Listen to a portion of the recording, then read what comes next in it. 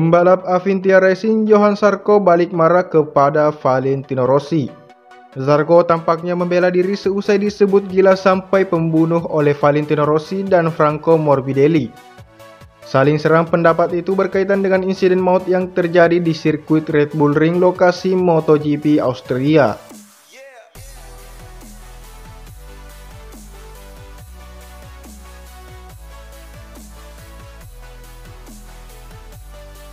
Zarco dan Morbidelli pada MotoGP Austria bertabrakan di wilayah pengereman sebelum tikungan 3 sirkuit Red Bull Ring.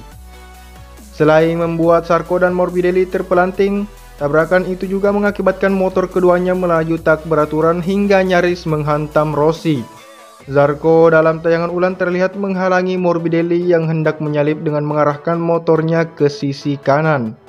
Tindakan Zarco itu kini dipertanyakan karena tikungan 3 mengarah ke kanan sehingga pembalap seharusnya mengambil ancang-ancang berbelok ke sisi kiri atau terluar. Keputusan Zarco mengarahkan motornya ke kanan pada akhirnya mengejutkan Morbidelli sehingga tabrakan tidak terhindarkan. Seusai balapan, Morbidelli dan Valentino Rossi berbarengan menyalahkan Zarco atas kecelakaan tersebut.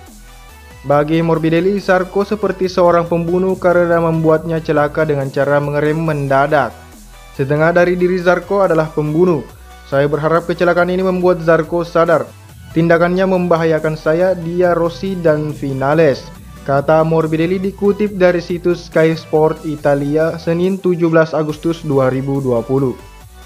Di sisi lain, Rossi menilai Zarco adalah orang gila hingga meminta MotoGP memberikan hukuman berat karena sengaja membuat Morbidelli celaka. MotoGP harus menindak Zarco. Dia saat MotoGP Ceko membuat Pol Espargaro tersingkir.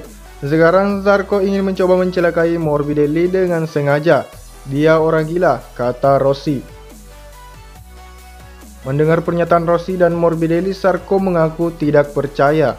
Zarco mengaku sudah bertemu Rossi dan Morbidelli tidak lama setelah balapan selesai. Dalam pertemuan itu, Zarco menganggap masalah sudah selesai karena sudah menjelaskan penyebab kecelakaan kepada Rossi dan Morbidelli versi dirinya. Zarco menyebut Rossi dan Morbidelli bersikap dewasa dan sama sekali tidak menyalahkan dalam pertemuan itu. Hasil pertemuan pertama itulah yang membuat Zarco heran. Morbidelli dan Rossi mengeluarkan pernyataan berbeda di hadapan media. Saya langsung bertemu Rossi dan Morbidelli setelah balapan. Saya tidak tahu mengapa Morbidelli dan Rossi mengeluarkan pernyataan seperti itu di media dan bukan langsung kepada saya, kata Zarco dikutip dari situs Tutto Moto Reweb. Saya akan menemui Rossi dan Morbidelli lagi dalam waktu dekat. Mungkin mereka membuat pernyataan seperti itu karena masih trauma dengan apa yang terjadi, ujar Zarco menambahkan. Selain itu, mereka juga mungkin memanfaatkan kesempatan karena saya juga mengalami insiden dengan Pol Espargaro di MotoGP Ceko pekan lalu, tutur Zarco. Saya bukan orang bodoh, saya tahu tindakan apa yang harus saya lakukan sebagai pembalap. Saya bekerja untuk lebih kuat dan cepat setiap harinya, ucap Zarco menambahkan.